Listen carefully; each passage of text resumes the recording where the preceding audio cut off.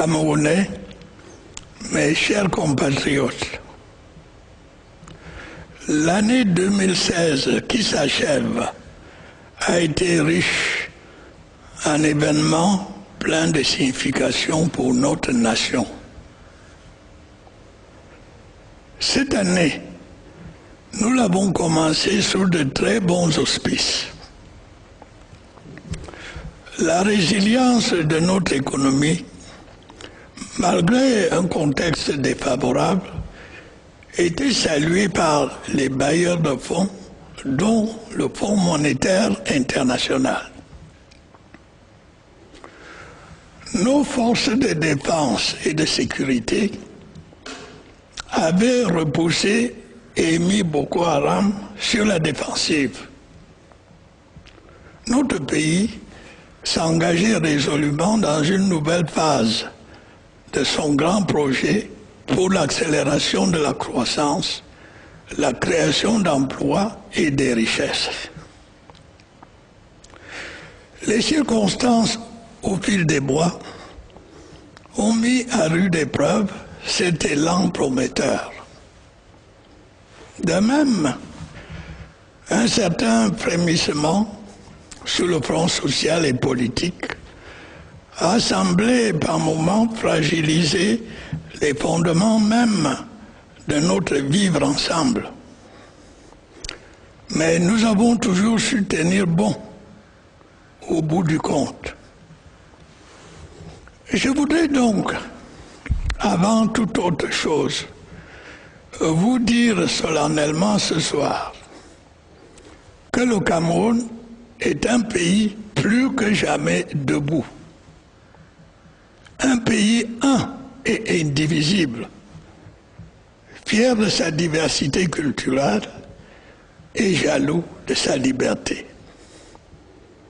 Un pays riche de ses hommes talentueux et entreprenants. Un pays doté de ressources importantes. Un pays regardant l'avenir avec confiance et détermination, décidé à relever les défis pour garantir le progrès social et la prospérité de tous. Au moment où l'année 2016 s'achève,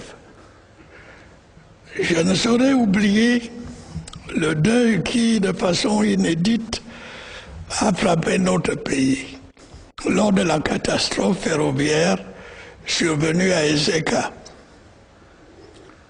C'était un moment de grande douleur pour la nation entière. Notre peuple a su faire preuve de solidarité dans ce drame. L'enquête approfondie que j'ai prescrite dira la vérité. J'en tirerai les conséquences. Je m'y suis engagé. Mes chers compatriotes, je voudrais maintenant m'appesantir sur les derniers événements survenus dans les régions du nord-ouest et du sud-ouest. Ces événements nous interpellent profondément dans notre chair et dans notre esprit. Par le fait d'un groupe de manifestants extrémistes manipulés et instrumentalisés, des Camerounais ont perdu la vie. Des bâtiments publics et privés ont été détruits. Les symboles les plus sacrés de notre nation ont été profanés. Les activités économiques ont été paralysées momentanément. Tout cela, vous en conviendrez, est inacceptable.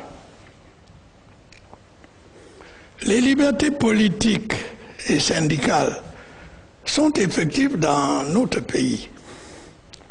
Elles sont garanties et encadrées par nos lois et règlements.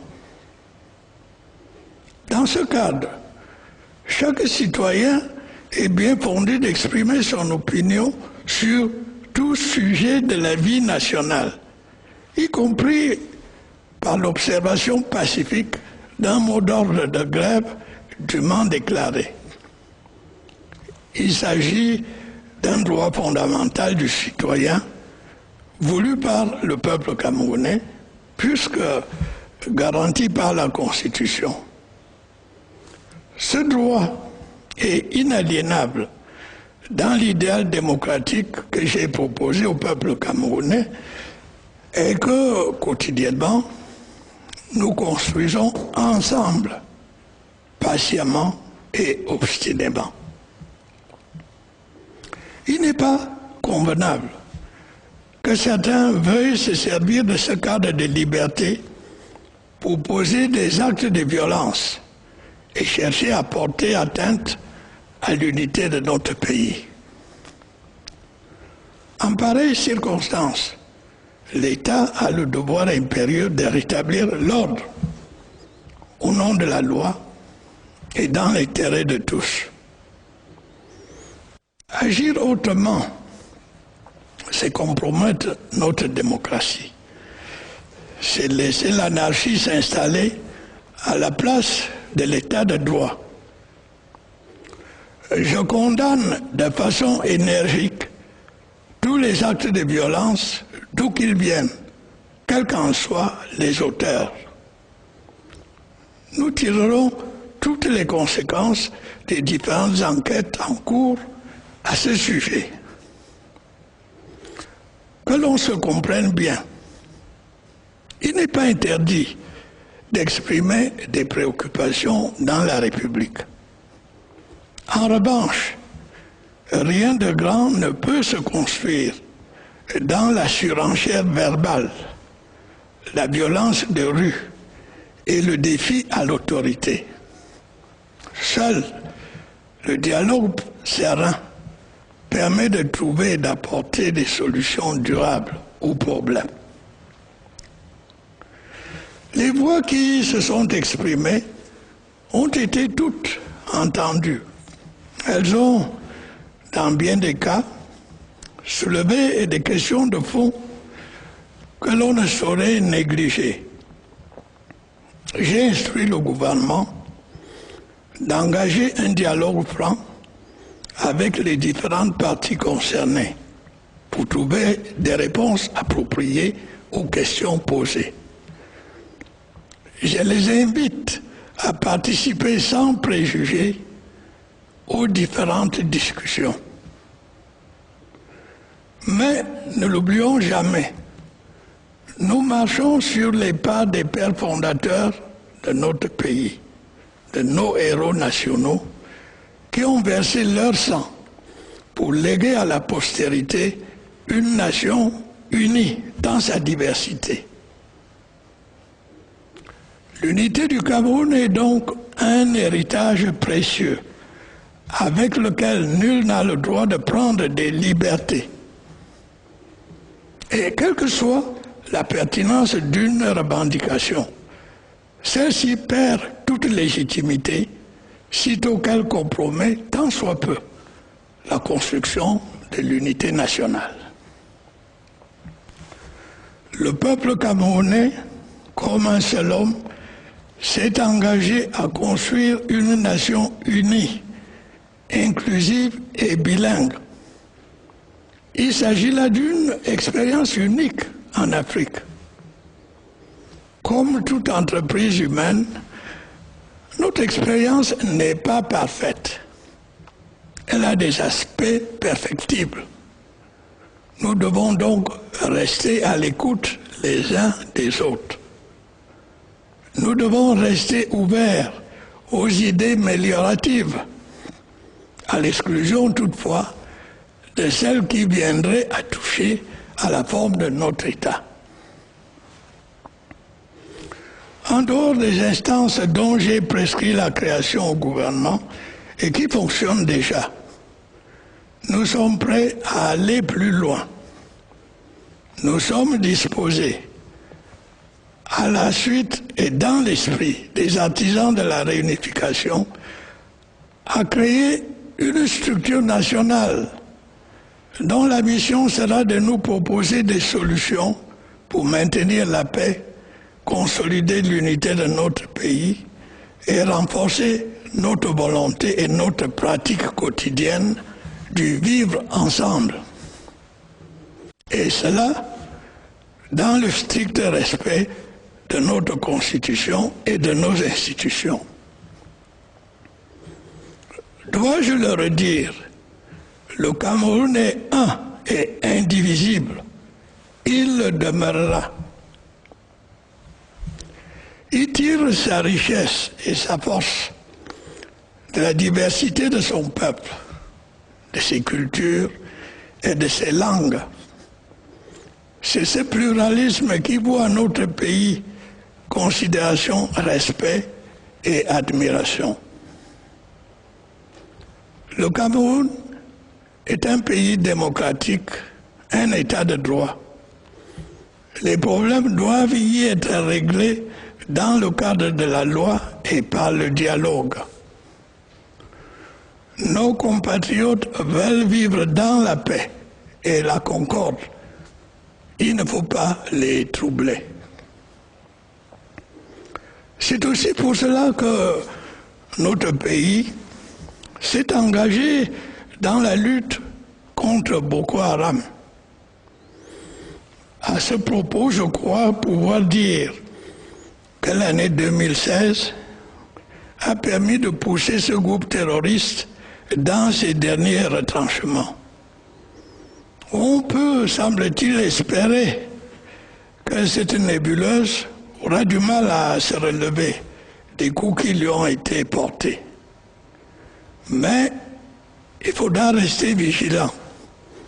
L'éventualité d'attentats suicides isolés, comme celui du 25 décembre dernier, n'étant pas à écarter. Cette évolution favorable est à mettre au crédit de nos forces de défense et de sécurité nationale, de la force multinationale mixte et de la coopération avec les autorités nigérianes.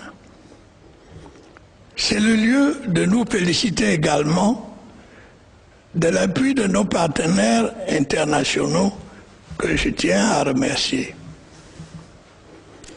Je dois aussi mentionner le rôle important des comités de vigilance qui, par leur bravoure et leur dévouement, ont réussi à maintes reprises à déjouer des tentatives d'attentats.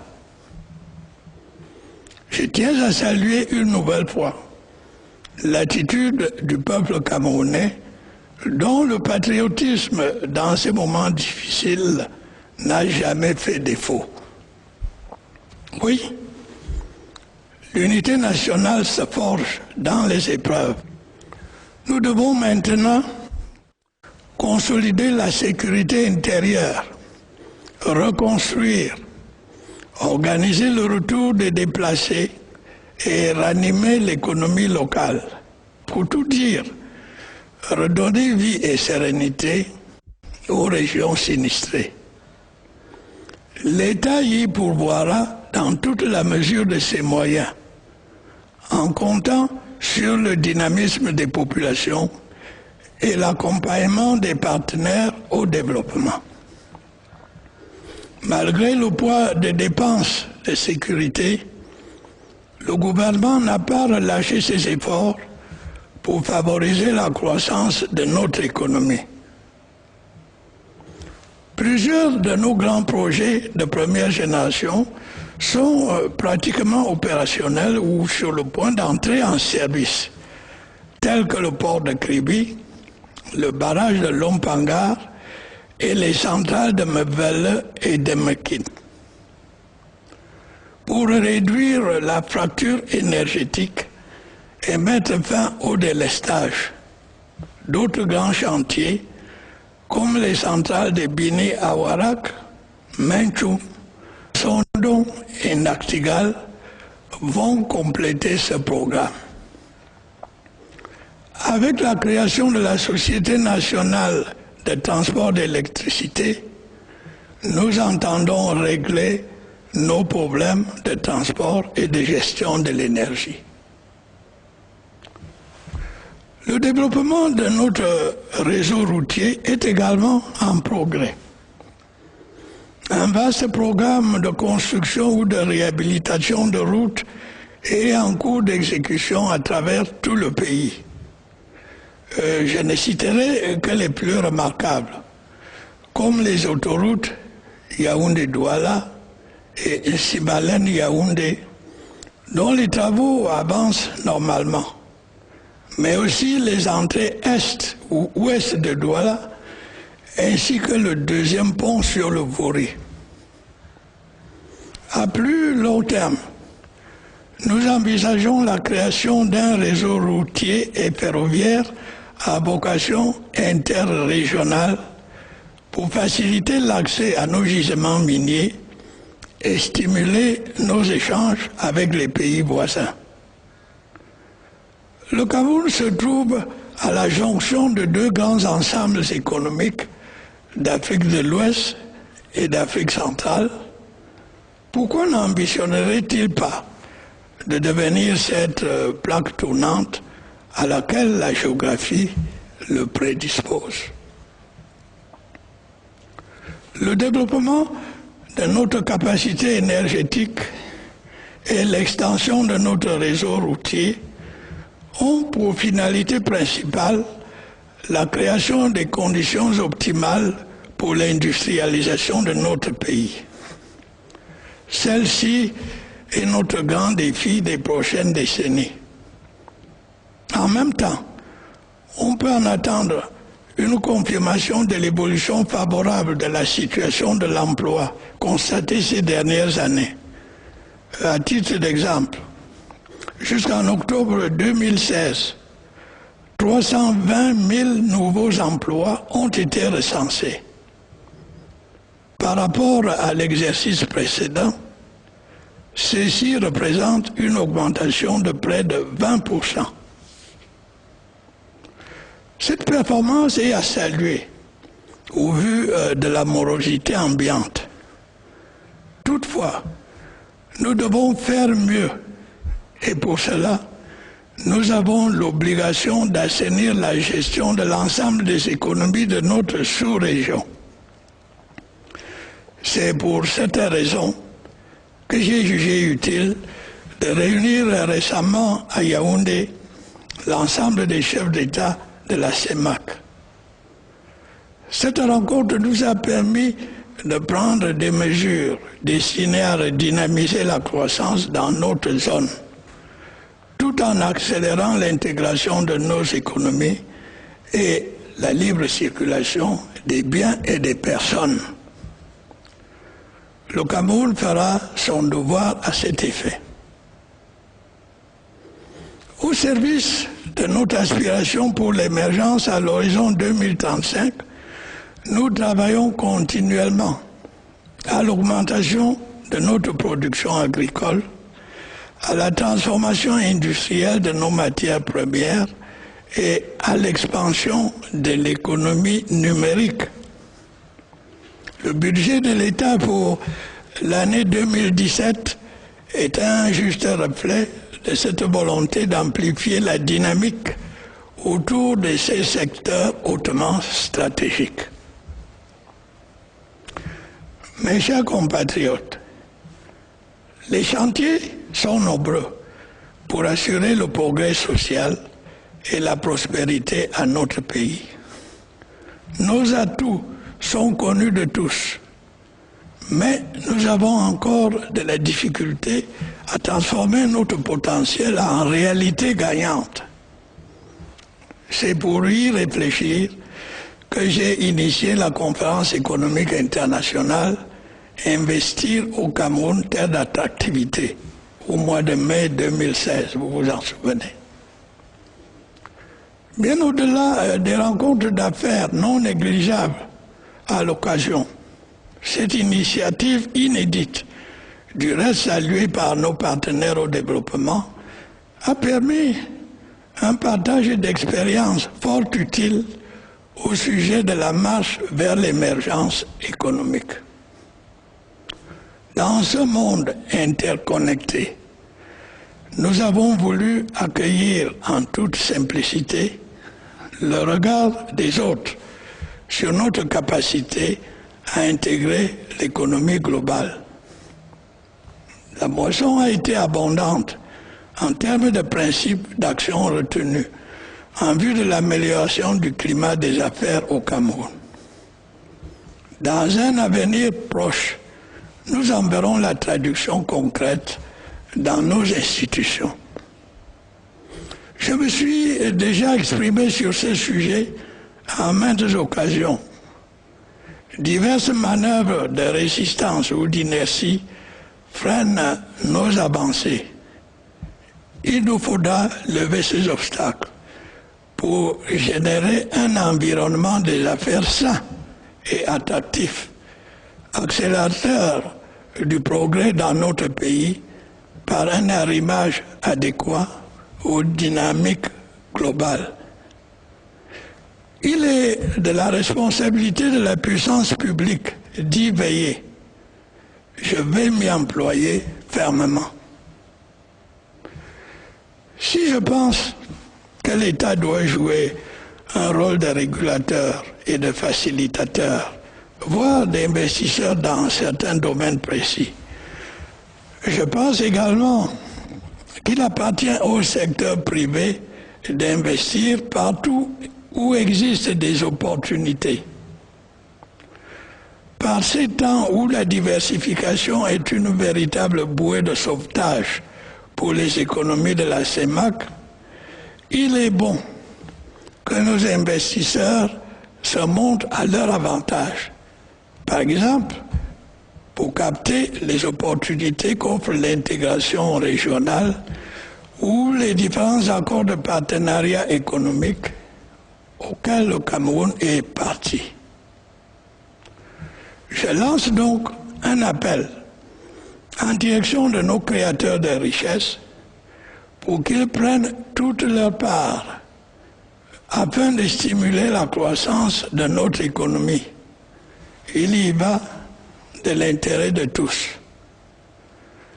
Le peuple camerounais qui commence à percevoir le bénéfice des sacrifices qu'il a consentis pendant des années ne veut pas revenir à l'austérité. Je suis en accord avec lui. Ceci nous commande de mettre tous la main à la pâte, dans un parfait engagement patriotique. À l'exemple de nos valeureuses lionnes indomptables, elles se sont données à fond depuis de longues années, sans rechercher de vaines et précoces gloires. Elles se sont déployées avec détermination, talent et bravoure. Elles ont convaincu par la qualité de leur expression dans le jeu.